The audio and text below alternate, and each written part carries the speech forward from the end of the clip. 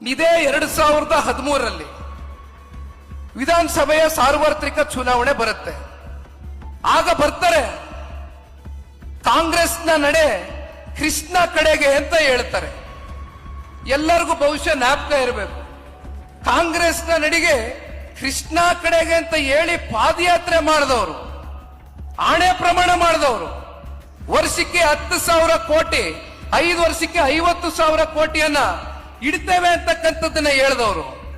ಮತ್ತೇನಾಗುತ್ತೆ, UKP 3ನೇ ಹಂತ 17,000 ಕೋಟಿ ಅವತ್ತು ಸಂಪೂರ್ಣಗೊಳಿಸಬಹುದಾಗಿತ್ತು, 17,000 ಕೋಟಿ ರೂಪಾಯಿ ವೆಚ್ಚದಲ್ಲಿ UKP 3ನೇ ಹಂತ.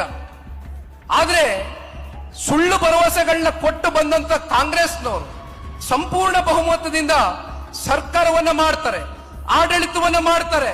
ಆದ್ರೆ ಕೊಟ್ಟಂತ ಭರವಸೆಯಲ್ಲಿ ಕನಿಷ್ಠ ಪಕ್ಷ ಅರ್ಧನಾದ್ರೂ ಭರವಸೆಯನ್ನ ಈಡೇರಿಸತಕ್ಕಂಥದ್ರಲ್ಲಿ ಸಂಪೂರ್ಣವಾಗಿ ವಿಫಲರಾಗ್ತಾರೆ ಕಾಂಗ್ರೆಸ್ನವರು.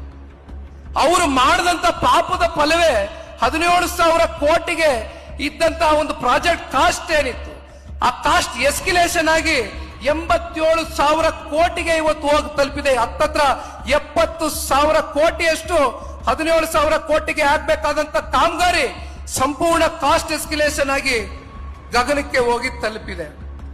2023 ಮೊನ್ನೆ ನಡೆದಂತ ಸಾರ್ವತ್ರಿಕ ವಿಧಾನಸಭಾ ಚುನಾವಣೆಯಲ್ಲಿ ಅಲ್ಲಿಯೂ ಒಂದು ಮಾತು ಕೊಡ್ತಾರೆ.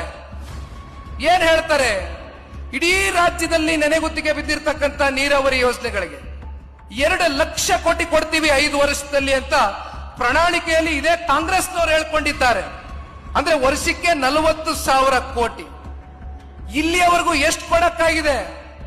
ಜಲಸಂಪನ್ಮೂಲ ಇಲಾಖೆಯಿಂದ ನೀಡಬೇಕಾಗಿರ್ತಕ್ಕಂಥ ಹಣ ಏನು ನೀರಾವರಿಯ ಯೋಜನೆಗಳಿಗೆ, ಆ ಹಣವನ್ನು ಕೂಡ ಇವತ್ತು ಗ್ಯಾರಂಟಿ ಯೋಜನೆಗಳಿಗೆ ಬಳಕೆ ಮಾಡಿಕೊಂಡು ಇವತ್ತು ಸಂಪೂರ್ಣವಾಗಿ ನಮ್ಮ ರಾಜ್ಯದಲ್ಲಿ ಎಲ್ಲಾ ನೀರಾವರಿ ಯೋಜನೆಗಳಿಗೂ ಕೂಡ ಇವತ್ತು ಒಂದು ಸ್ಥಗಿತವನ್ನು ಹಾಕಿರ್ತಕ್ಕಂಥದ್ದು ಇದೇ ಕಾಂಗ್ರೆಸ್ನ ಪಕ್ಷ.